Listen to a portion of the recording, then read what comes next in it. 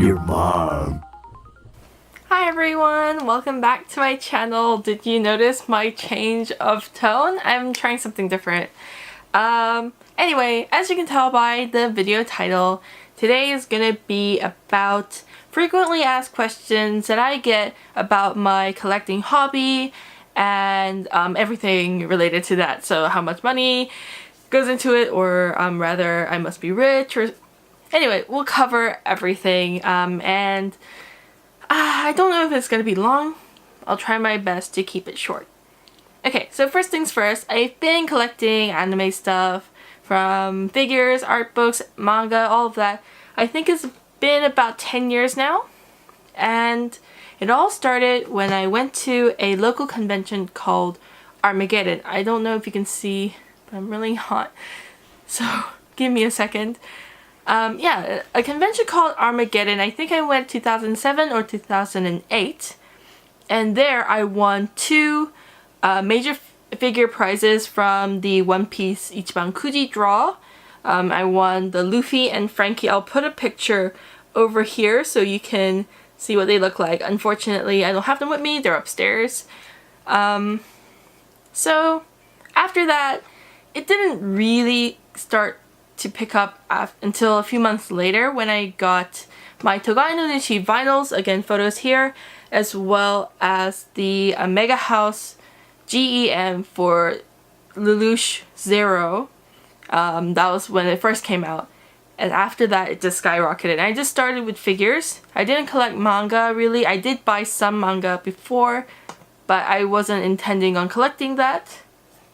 As soon as I turned 15, which was the legal age at the time to get a job, I started working at McDonald's, and I've since then been working on and off on various part-time jobs for retail, cinema, all that stuff. And I am still working at a part-time job actually, so a lot of people assume that I'm super well off, but that is actually not the case. I consider me and my family to be middle class, lower middle class. And most of the money that I spent on my collection, I either earned myself or I got through government, because there's a thing called student allowance in New Zealand. If you're a resident here or a citizen, you get like pocket money for going to university. And so I used that. Most people use that for other things during your uni life, like a nightlife or whatever their hobbies or interests might have been. Mine was collecting figures, so obviously I spent all of it on this. So to put things into perspective, I'm just gonna break down a few prices for what other uni kids like to spend on. So drinking, going out, having a night out costs about $80 to $100 per night. And a decent haircut is $50-ish. If you want nice shoes, you're expecting to pay at least $100, maybe up to $300 for a nice pair of shoes. And some nice clothes can be, $100 for one dress, or even more than that actually. So you can see how much life costs for a student in New Zealand. I just didn't have any of that. I didn't really care what I looked like, or I didn't really dress myself up that much, so I had a lot of extra money. I did spend time with my friends, but we just went for coffee, had some bubble tea, and normally one day with them costs about $30 or $25, which is way better than the $80 to $100 that a nightlife costs per night. And so that brings things into perspective, I hope.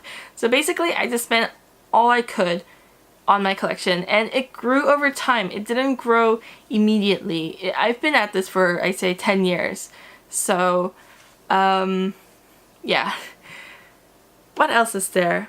Oh yes, a lot of people, when they come to my house and they see all the stuff I have, they kind of have this attitude and they ask me why I don't read or watch or play all of the things that I collect or open.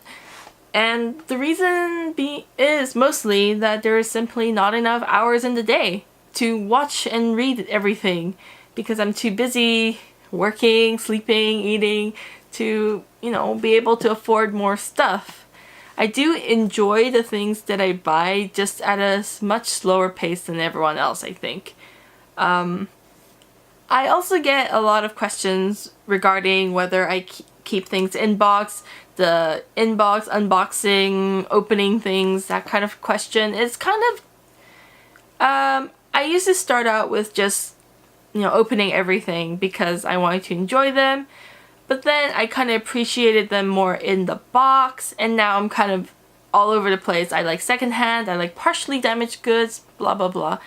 I think it really depends on what kind of collector you are because it really depends on what you find is important. One of my collector friends opens everything, she keeps, but she fully knows that she's going to keep everything forever. She has no intention of selling anything. So she doesn't really feel bad for throwing away the blister or the boxes because they're not important to her. It is a fact that if you get rid of the original packaging for your item, the resale value is a lot lower, but it doesn't matter if you're not going to sell it. So it really depends on what kind of collector you are. I think Konata from Lucky Star said you should buy 3 copies of everything, and to be honest, that is really ideal, but not everyone can afford to do that. So up to you. I have 3 of some things. I have 3 sticker sheets, 3 mugs, that kind of stuff. But for bigger stuff like figures and manga, I can't do that. It's too expensive. So yeah, that's my take on that subject. It's really up to you and your personal preferences and what kind of collection you want to keep. Next question is regarding figure companies. I'll probably do a separate video about figures. If you guys are interested, if you want a figure, like break down what to look out for and stuff, I would be happy to do that for you. Right now, I am collecting manga, anime, figures, and video games. Those are the main things, and I do collect art books from time to time if I see something that I like. What else is there? I really didn't think this through, actually. If you guys have any further questions, I'm more than happy to answer. Just leave them down in the description or PM me or something, and I'll do another one of these. But that is all for today. Sorry about the short video. Thank you for watching. I'll see you next time. Bye!